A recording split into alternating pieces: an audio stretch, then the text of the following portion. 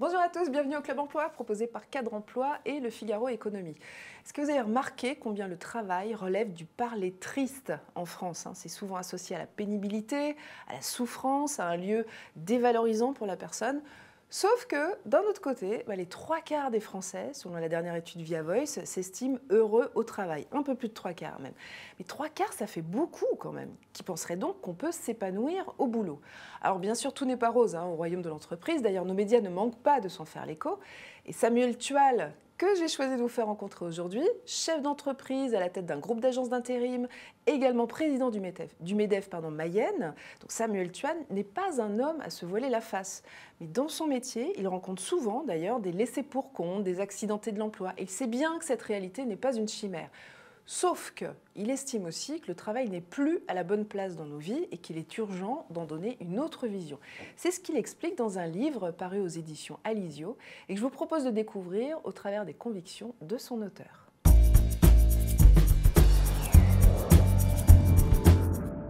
Bonjour Samuel Tual. Bonjour Sylvia. Soyez le bienvenu. Merci. Alors, vous êtes l'auteur de ce livre, Le travail pour tous, dont je parlais en intro. Le travail est dévalorisé en France, dites-vous. Ce n'est pas la première fois que quelqu'un le dit.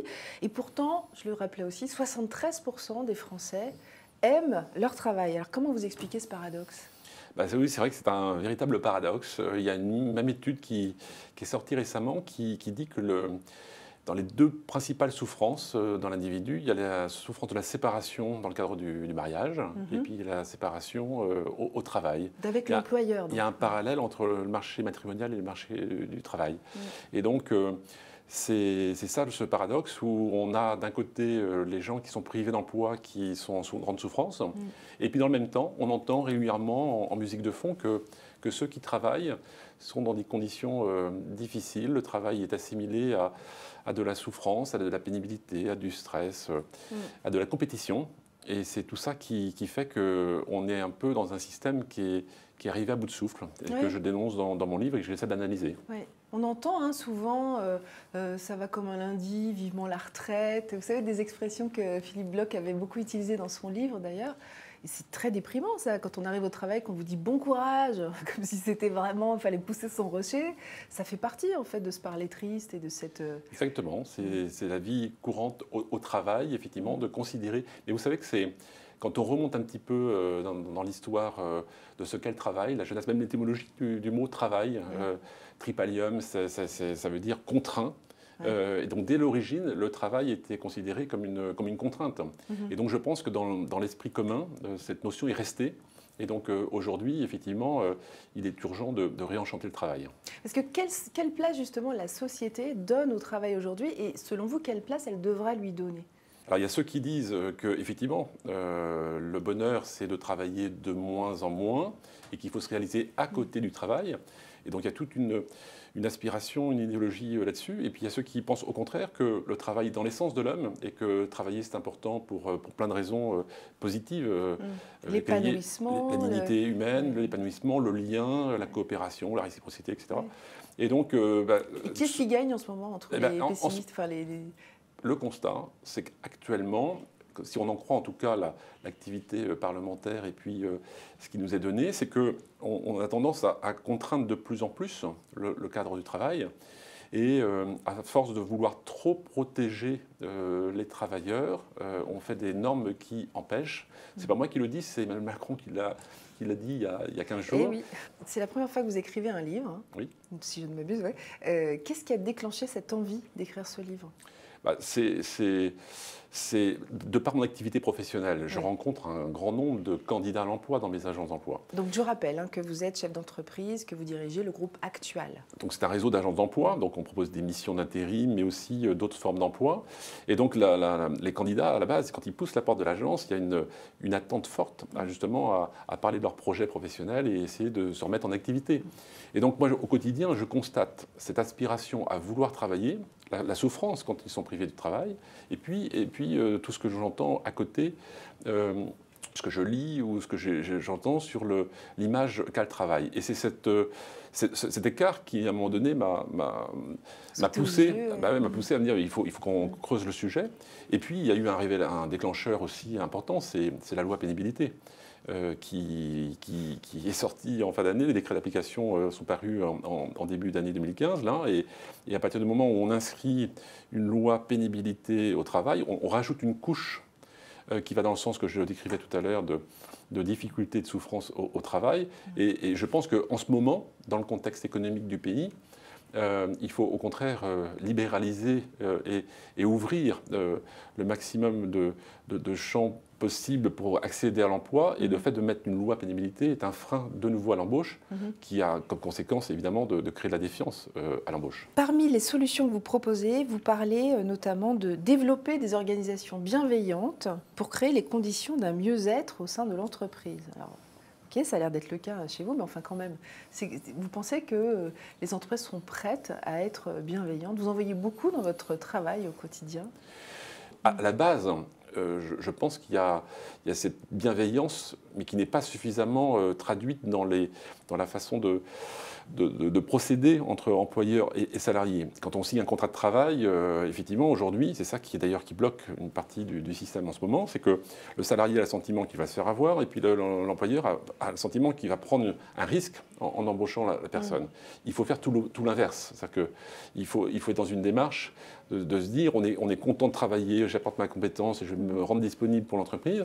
Et l'entreprise est forcément contente d'accueillir le collaborateur. Et donc, pour le coup, on est dans une démarche qui est beaucoup plus positive.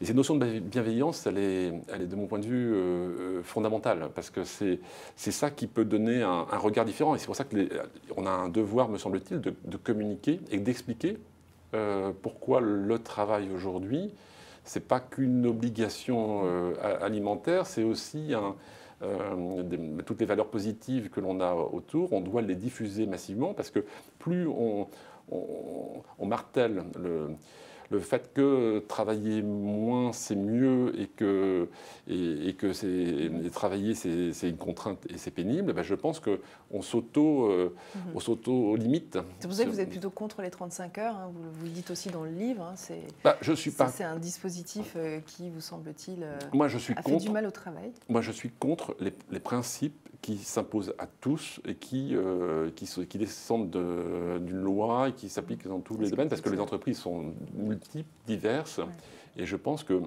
c'est idiot de travailler comme ça, parce que si on est à Paris ou si on est en province, si on est dans un secteur l'agroalimentaire ou le tourisme, enfin si on est une grosse entreprise ou une petite, les sujets sont différents. Donc je suis pour qu'il y ait des lois cadres qui précisent les choses de façon générale, mais il faut laisser beaucoup plus de liberté. Et je pense que le mal français aujourd'hui, c'est qu'on a un code du travail avec 3400 pages. Vous n'êtes pas le premier à nous le dire. Et oui, mais c'est l'accumulation des textes et la suractivité parlementaire qui fait que globalement, on en arrive là. Et puis aujourd'hui, on est dans un système où le salarié, en principe, chaque salarié devrait avoir un code du travail dans sa poche quand il signe un contrat. Ce sera un peu lourd. Hein, c'est juste impossible. Donc il faut évidemment simplifier tout ça. Alors, vous continuez aussi, vous consacrez un chapitre à l'apprentissage et vous l'encensez. Sauf que, on l'a vu ce matin, une étude qui a été publiée par Ipsos MEDEF, pour le MEDEF, seul un quart des entreprises en France envisage de recruter un apprenti dans les 12 prochains mois. Donc il y a vous, en tant que patron, qui dites l'apprentissage c'est génial, et de l'autre côté, sur le terrain, les chefs d'entreprise comme vous, qui ne signent plus de contrat, parce qu'on n'a pas de tuteur, parce qu'on n'a pas le temps de les former, parce que c'est trop contraignant, que c'est la crise, etc. Donc comment on fait ? Est-ce que ce n'est pas une fausse bonne idée, finalement, l'apprentissage en France ? Non, je pense que c'est une très bonne idée. Je pense que pour que l'apprentissage marche, il faut déjà qu'il y ait envie d'embaucher. Donc, s'il n'y a pas de création d'emplois et si on n'embauche pas, il ne peut pas y avoir d'apprentis. Donc, c'est la première condition. Et puis ensuite, il faudrait que le principe de l'apprentissage soit beaucoup plus simple que ce qu'il est aujourd'hui. Le problème de l'apprentissage aujourd'hui en France, c'est que l'apprentissage est considéré comme une façon de continuer ses études en apprentissage. Oui. Or, l'apprentissage, de mon point de vue, c'est tout l'inverse. C'est-à-dire qu'on a fini ses études et on devient salarié. Simplement, on n'est pas prêt à l'emploi, donc on accède à l'entreprise et l'entreprise choisit de nous envoyer dans un centre de formation pour se former. Et donc, il faudrait changer les textes pour que, en fait, on puisse transformer ce contrat d'apprentissage et ces CFA qui sont gérés par l'Éducation nationale en France en un simple contrat de travail, un contrat de premier emploi pour les jeunes diplômés, et pourquoi pas pour tous les jeunes diplômés. Et puis qu'à partir du moment où le jeune diplômé rentre dans l'entreprise, on fait un contrat d'apprentissage de 6 mois à 2 ans, suivant les métiers, et l'entreprise choisit l'organisme de formation de son choix, et pas le CFA qui est imposé par l'Éducation nationale. En faisant ça, on fait comme les Allemands. Les Allemands, ils ont 1 500 000 apprentis. Nous, on a 250 000. Et on constate l'échec au quotidien. Voilà. Une dernière question sur ce dont vous parlez dans votre livre, vous voulez libérer l'emploi atypique. En 2 mots, l'emploi atypique, c'est quoi et ce serait quoi la vertu ?